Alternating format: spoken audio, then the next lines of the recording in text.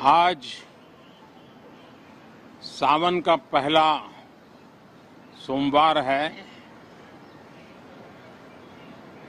इस पवित्र दिवस पर एक महत्वपूर्ण सत्र का प्रारंभ हो रहा है और सावन के इस पहले सोमवार को मैं देशवासियों को बहुत बहुत शुभकामनाएं देता हूं। आज संसद का मानसून सत्र का भी आरंभ हो रहा है। देश बहुत बारीकी से देख रहा है कि संसद का यह सत्र सकारात्मक हो, सृजनात्मक हो और देशवासियों के सपनों को सिद्ध करने के लिए एक मजबूत नींव रखने वाला हो। साथियों, भारत के लोकतंत्र की जो गौरव यात्रा है उसमें ये एक महत्वपूर्ण पड़ाव के रूप में मैं देख रहा हूं। व्यक्तिगत रूप से मुझे भी, हमारे सभी साथियों को भी ये अत्यंत गर्व का विषय है कि करीब 60 साल के बाद कोई सरकार तीसरी बार वापस आए और तीसरी पारी का पहला बजट रखने का सौभाग्य प्राप्त हो। ये भारत के लोकतंत्र की गौरव यात्रा की अत्यंत गरिमापूर्ण घटना के रूप में देश इसे देख रहा है। ये बजट सत्र है। मैं देशवासियों को जो गारंटी देता रहा हूं, क्रमशः रूप से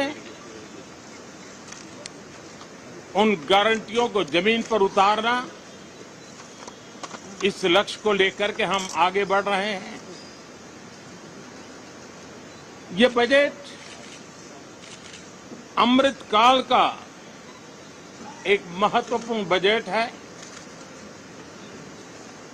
हमें 5 साल का जो अवसर मिला है, आज का बजट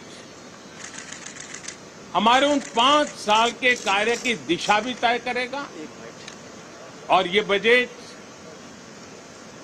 2047 जब आजादी के 100 साल होंगे तब विकसित भारत का जो हमारा सपना है, उस सपने को पूरा करने की मजबूत नींव वाला बजट लेकर के हम कल देश के सामने आएंगे। हर देशवासी के लिए एक गर्व की बात है कि भारत बड़ी इकोनॉमी वाले देशों में सबसे तेज गति से आगे बढ़ने वाला देश है। गत 3 वर्षों में लगातार 8% ग्रोथ के साथ, 8% ग्रोथ के साथ हम आगे बढ़ रहे हैं, हम ग्रो कर रहे हैं। आज भारत में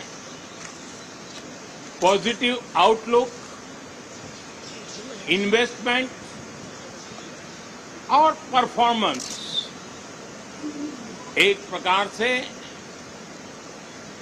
अपॉर्चुनिटीज की पीक पर है। ये अपने आप में भारत की विकास यात्रा का एक अहम पड़ाव है। साथियों,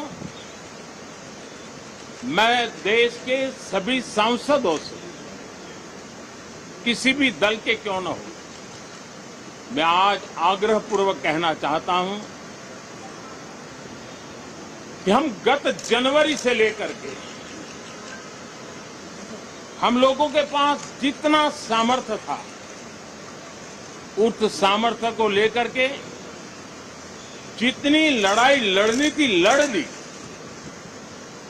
जनता को जो बात बतानी थी बता दी।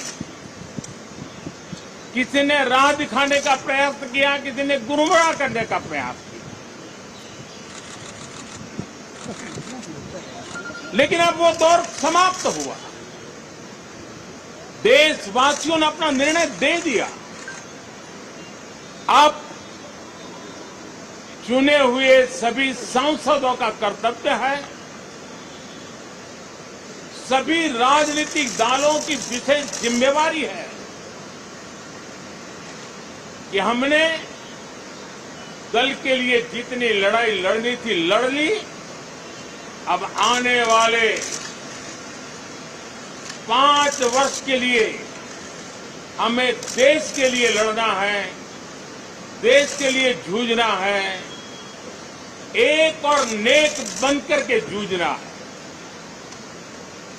मैं सभी राजनीतिक दलों से भी कहूंगा कि आइए हम आने वाले 4 साढ़े 4 साल दल से ऊपर उठ करके सिर्फ और सिर्फ देश को समर्पित होकर के संसद के इस गरिमापूर्ण मंच का हम उपयोग करें। जनवरी 29 जब चुनाव का वर्ष होगा, आप उसके बाद जाइए मैदान में, सदन का भी उपयोग करना है कर लीजिए। वो 6 महीने जो खेल खेलने खेल लीजिए, लेकिन तब तक सिर्फ और सिर्फ देश के गरीब, देश के किसान, देश के युवा, देश की महिलाएं, उनके सामर्थ्य के लिए, उनको एम्पावर करने के लिए जन भागीदारी का एक जन आंदोलन खड़ा कर करके 2047 के सपने को पूरा करने के लिए हम पूरी ताकत लगाए। मुझे आज बहुत दुख के साथ कहना है कि 2014 के बाद कोई सांसद 5 साल के लिए आए, कुछ सांसदों को 10 साल के लिए मौका मिला, लेकिन बहुत से सांसद ऐसे थे जिनको अपने क्षेत्र की बात करने का अवसर नहीं मिला, अपने विचारों से संसद को समृद्ध करने का अवसर नहीं मिला, क्योंकि कुछ दलों की नकारात्मक राजनीति ने देश के संसद के महत्वपूर्ण समय को एक प्रकार से अपनी राजनीतिक विफलताओं को ढांकने के लिए दुरुपयोग किया।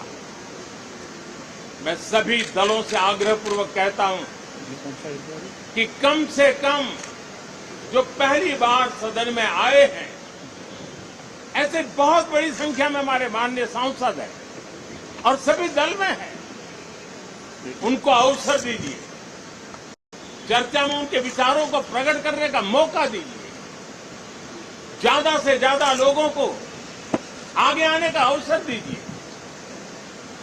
और आपने देखा होगा कि पार्लियामेंट के नए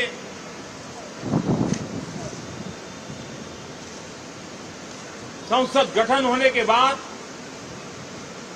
जो पहला सत्र था,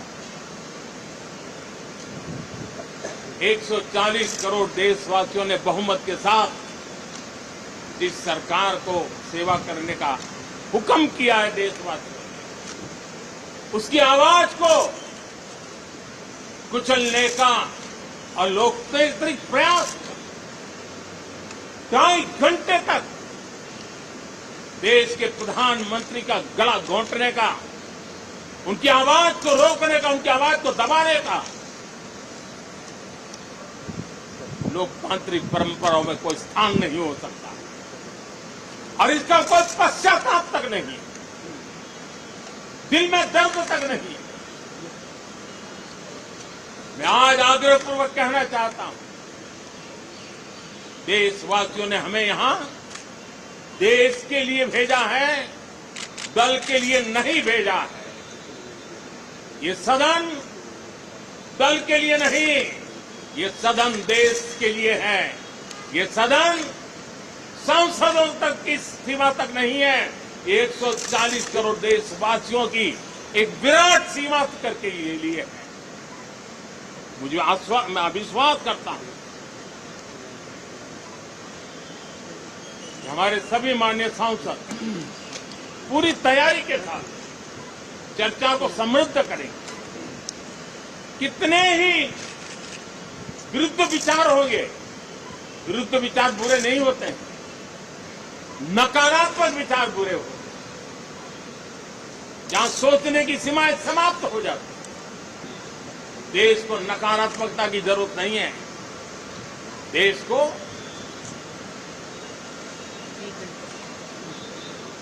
एक विचारधारा, प्रगति की विचारधारा, विकास की विचारधारा, देश को नई ऊंचाइयों पर ले जाने वाली विचारधारा से हमें आगे बढ़ाना है। पूरा ही आशा करता हूं कि हम लोकतंत्र के इस मंदिर का भारत के सामान्य मानवीय की आशा आकांक्षाओं को पूर्ण करने के लिए सकारात्मक रूप से उपयोग करेंगे। बहुत बहुत धन्यवाद साथियों।